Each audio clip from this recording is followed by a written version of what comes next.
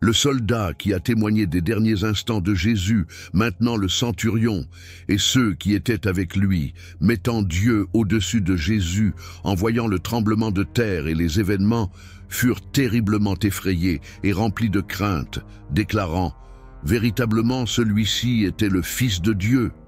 Matthieu 27, 53-54, Bible amplifiée. C'était le moment où le travail du centurion consistait à garantir que la crucifixion soit réalisée correctement, sans complications. Il était généralement responsable d'une centaine de soldats pendant la crucifixion.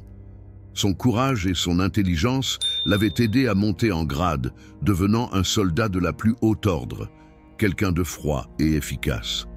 Mais ce jour-là, en étant témoin de l'événement le plus marquant de sa carrière, la scène de la crucifixion de Jésus était si impressionnante que même un centurion endurci reconnut que celui-ci était le Fils de Dieu.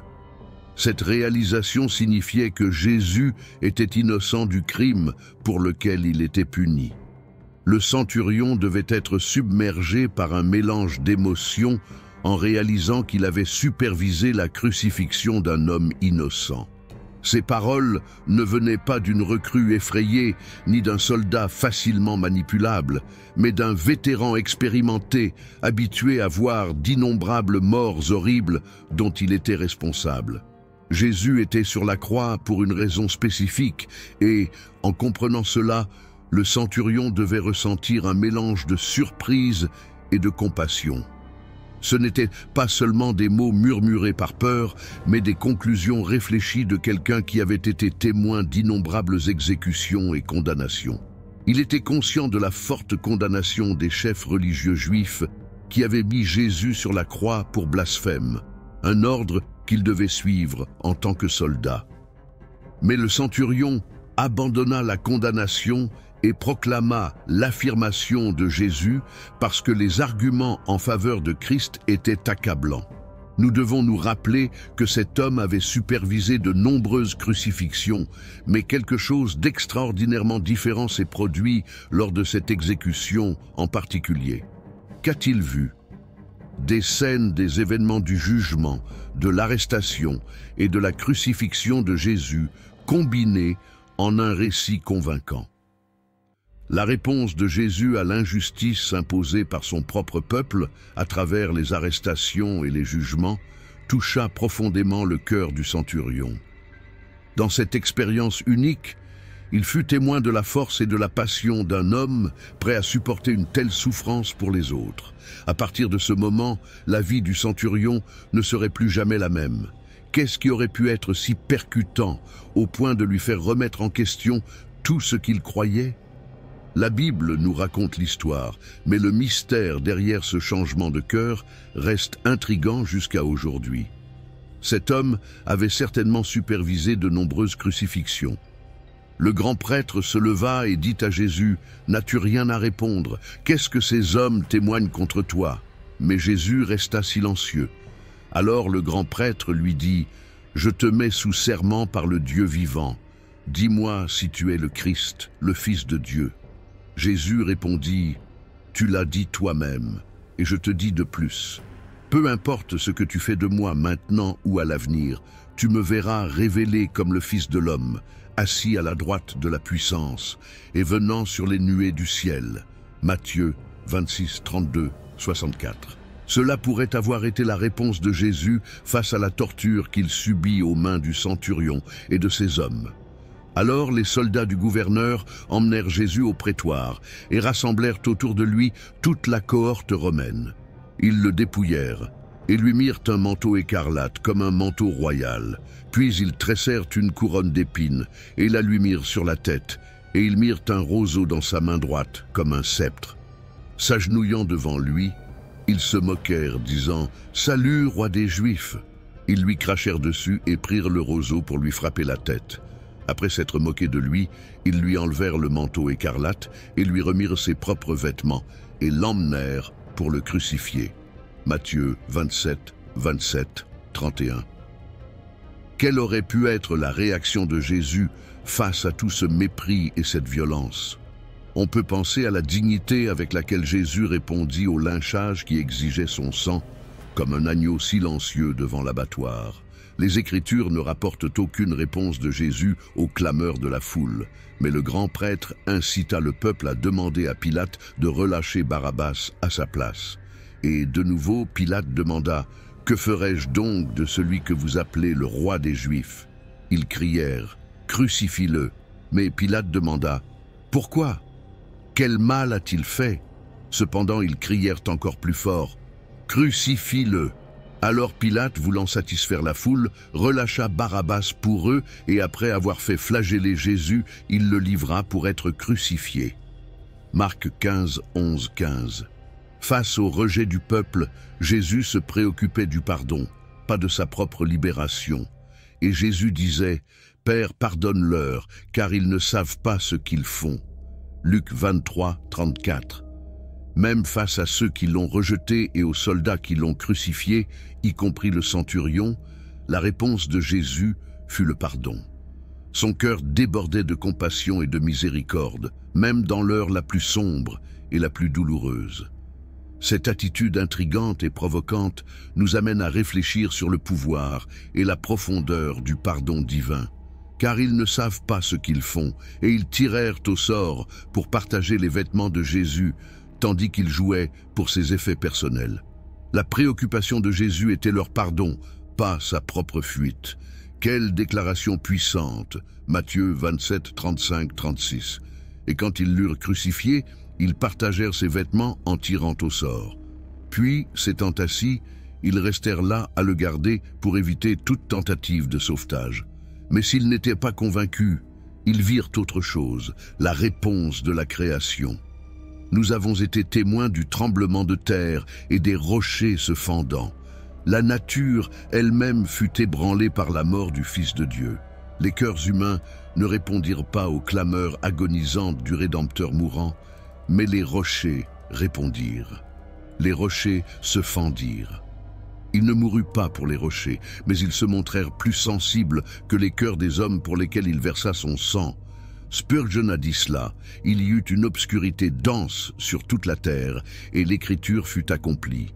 Amos 8, 9, Bible amplifiée. Ce jour-là, dit le Seigneur Dieu, je ferai coucher le soleil à midi, et j'obscurcirai la terre en plein jour. Les gens qui avaient si souvent exigé de Christ un signe du ciel en avaient maintenant un, mais un qui signifiait l'obscurcissement de leurs yeux. À ce moment de l'après-midi, il était 12 heures, et l'obscurité continua jusqu'à la 9e heure, soit 15 heures. Cette obscurité surnaturelle se produisit lorsque le soleil brillait le plus intensément, car la lune était pleine. Cela ne pouvait pas être une éclipse, car il n'est pas possible qu'elle intervienne entre la terre et le soleil pendant la pleine lune. L'intervention rapide de Dieu a sans doute provoqué cette obscurité. Les connaissances astronomiques de l'époque étaient rudimentaires. La création ne supportait pas l'injustice commise contre son Créateur, et pour cela, le soleil retira ses rayons pour ne pas contempler les actes des impies. L'obscurité, survenant à un moment si critique, peut signifier plusieurs choses. Tout d'abord, l'obscurité était associée dans l'Antiquité au deuil. L'obscurité était également associée à la mort de grands hommes. Les lecteurs, tant païens que juifs, pouvaient comprendre l'obscurité comme un signe cosmique accompagnant la mort d'un roi. De plus, l'obscurité était un signe des jugements de Dieu. Les tombeaux s'ouvrirent, et beaucoup de corps des saints, le peuple de Dieu qui s'était endormi dans la mort, furent ressuscités et sortirent des tombeaux après sa résurrection. Ils entrèrent dans la sainte ville de Jérusalem et apparurent à beaucoup de gens. Matthieu 27, 52, 53, Bible amplifiée. Ces premiers miracles réalisés en connexion avec la mort du Christ étaient des merveilles spirituelles typiques qui continueront jusqu'à ce que les cœurs endurcis se rompent, les tombeaux de péché s'ouvrent, et ceux qui étaient morts dans les transgressions et les péchés soient ressuscités et sortent des tombeaux pour la Sainte Ville, la Nouvelle Jérusalem. Spurgeon a dit cela, mais remarquez que ce n'est qu'après la résurrection de Jésus que les occupants de ces tombeaux furent ressuscités et se rendirent à Jérusalem, où ils apparurent à beaucoup. La Bible ne dit pas si ces saints ressuscités moururent de nouveau ou s'ils allèrent au ciel avec le Seigneur Jésus. Il est clair que le centurion fut choqué de voir un tel événement dramatique pendant les dernières heures de Christ, surtout parce qu'il n'avait jamais vu quelque chose de semblable auparavant. Cela causa un impact immense sur lui. Le centurion et ses troupes furent très effrayés, malgré leur habitude de gérer la peur. Maintenant, ils ressentaient une terreur absolue. Jésus n'impacta pas seulement des hommes rudes et endurcis comme le centurion romain, mais aussi des femmes, y compris des femmes comme Marie-Madeleine. Elle était la femme autrefois possédée par des démons et qui suivit Jésus depuis la Galilée.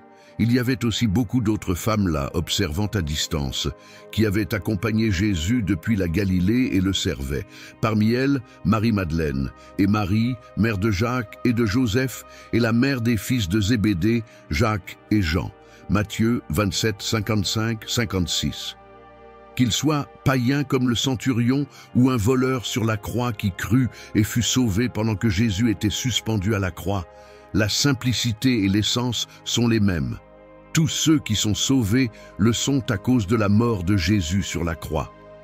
Le travail commença immédiatement, continua pendant 2 millénaires, et l'amour démontré là touche les cœurs, y compris le cœur endurci et fatigué de bataille d'un soldat de carrière, le menant de la mort à la vie. On dit que le sol est toujours nivelé au pied de la croix. C'était ainsi au 1er siècle, et c'est encore le cas aujourd'hui. Au pied de la croix, tous, pauvres et riches, trouvent un terrain égal pour s'agenouiller et embrasser le Christ qui mourut pour eux. Véritablement, celui-ci est le Fils de Dieu. Nous avons entendu et cru. Le voyage ne doit pas s'arrêter là. Nous devons avoir la passion de le connaître plus profondément. Philippiens 3:10. Afin de le connaître, lui et la puissance de sa résurrection et la communion de ses souffrances, en devenant conforme à lui dans sa mort. Que ce même désir brûle dans nos cœurs pour que nous puissions connaître honnêtement celui qui nous a aimés et s'est livré pour nous. Nous ne pouvons pas nous empêcher de nous demander comment le contact avec Jésus a affecté la vie des soldats. Sont-ils devenus chrétiens? Le Pulpit Commentary rapporte la tradition selon laquelle le nom du centurion était Longinus, et qu'il devint un fervent disciple de Jésus, prêcha l'Évangile et mourut en martyr. Cependant, ce n'est qu'une tradition. Nous ne savons pas si cela s'est produit, mais nous savons que la vérité a le pouvoir de s'accrocher au cœur de quelqu'un. La croix de Jésus a le pouvoir de changer l'individu.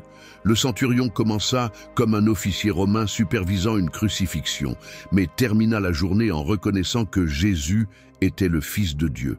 1 Corinthiens 1:18.